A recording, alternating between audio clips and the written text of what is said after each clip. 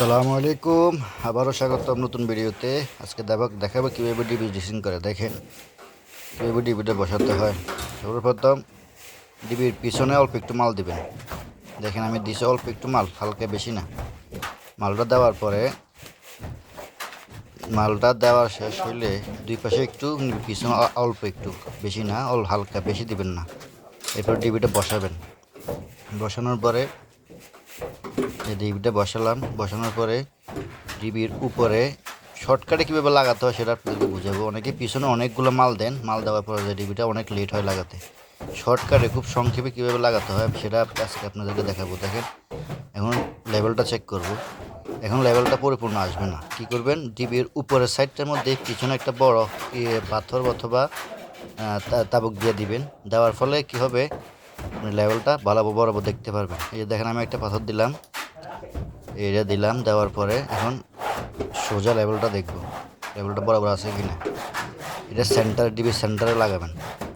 এরপরে উপরে নিচে লেভেলটা বরাবর থাকার পরে পাথরটা দিয়া চেক করার পর এরপরে কি করবেন, ডিবির যে দুই পাশ, এই পাশে দুনো পাশে সিমেন্ট বালু মিক্স প্লাস সাথে ছোটো ছোটো পাথরের বা তাবুকের পিস ছোটো ছোটো এগুলো দিয়ে ডিবির দুই পাশটা জাম দেবেন ভালো করে। উপরে এখন কিছুই করবেন না। এভাবে করলে কি হয়, ডিবিটা স্ট্রং হয়ে লাগে। অনেকে কি করেন, পিছনে সাব্বিয়া দেন বা বেশি করে মাল দেন। মাল দেওয়ার পরে যে ডিবিটা লাগানোর পর আপনারা ভাবেন এভাবে অনেক স্ট্রং হয়, কিন্তু আপনি স্ট্রং হয় ঠিক আছে, কিন্তু আপনাদের কাম অনেক লেট হয়, অনেক দেরি হয় একটা ডিবি লাগাতে। আমি সংক্ষেপে কীভাবে লাগাতে হয় সেটা আপনাদেরকে বলবো।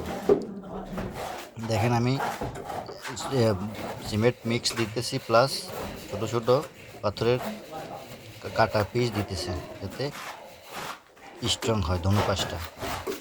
এক পাশ শেষ হওয়ার পরে যায় আবার অন্য পাশে দেব। সবার প্রতি অনুরোধ, যারা এখনও আমার চ্যানেলে নতুন, চ্যানেলটা এখনও সাবস্ক্রাইব করেন নাই, অবশ্যই চ্যানেলটা সাবস্ক্রাইব করে দেবেন নতুন নতুন ভিডিও পেতে। এমনকি লাইক কমেন্ট এবং শেয়ার করবেন। আপনি যদি লাইক কমেন্ট না করেন পরবর্তী ভিডিও আপনার কাছে যাবে না। এখন দেখেন আমি উপরে দেব, ওই পাশটা কমপ্লিট। এখন এই পাশটার মধ্যে দেব। এই পাশটা দেওয়ার পরে উপরে একটা ইম্পর্টেন্ট কাজ আছে, সেটা হচ্ছে আপনি ডিবিটাকে স্ট্রং করার। এখন আমি যে এইভাবে ডিবিটা লাগাচ্ছি, এইভাবে ডিবির পিছনে কিন্তু একদমই ফাঁকা। আপনাদের প্রশ্ন করবেন যে পিছনে তো ফাঁকা, পিছনে ফাঁকা থাকবে না। পিছনে কীভাবে করতে হয় আমি আপনাদেরকে দেখাবো। পিছনে এখন সম্পূর্ণ ফাঁকা, ডিবির পিছন সাইডটার মধ্যে পিছনে কিছুই নেই, দুই সাইডে আছে। পিছনে ফাঁকা থাকবে না, পিছনে আমি মাল দেবো কীভাবে, এভাবে লাগানোর পর উপরে যে পাথরটা দিয়েছিলাম ডিবিরে সোজা করার জন্য, ওই পাথরটা কি করব, খুলে ফেলবো। খুলে ফেলার পর এরপর নরম নরম সাব্বিয়ার মশলার মতো এরকম করে একদম পানি করে মিক্স করবেন। মিক্স করার পরে ডিবির পিছনের নিচের সাইডটার মধ্যে কিছু দিয়ে জাম দিবেন যাতে নিচে দিয়ে মালগুলো বের না হয়। এরপর জাম দেওয়ার পরে উপর থেকে পানি করে বানায় পিছন সাইডটার মধ্যে দিবেন। তাহলে কি হবে, একদম পিছনেরটা একদম ভরপুর হয়ে যাবে। আমি উপরে দেব, কীভাবে দেবো দেখেন, আপনাদেরকে দেখাবো। এখন আমি উপরে যে এটা খুলে ফেলবো। উপরে যে প্রথমে যে পাথরটা দিয়ে সাপোর্ট দিয়েছিলাম, সাপোর্টটা খুলে ফেলবো।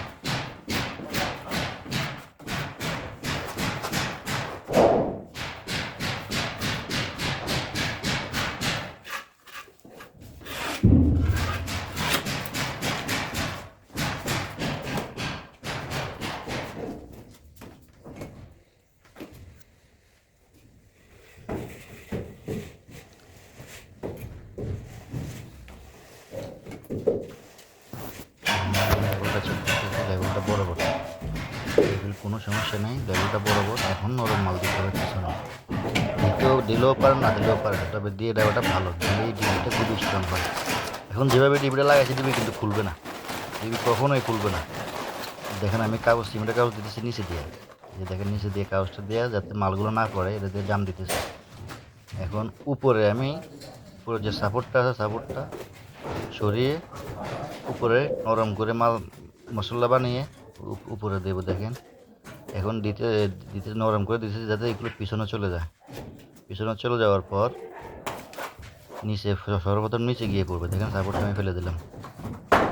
এখন পুরোটা ডিবির মধ্যে নিচে এইভাবে এইভাবে নতুন নরম নরম করে মাল দিলে পুরোটা ডিবির পিছন সাইডটাও কি আর ফাঁকা থাকবে না।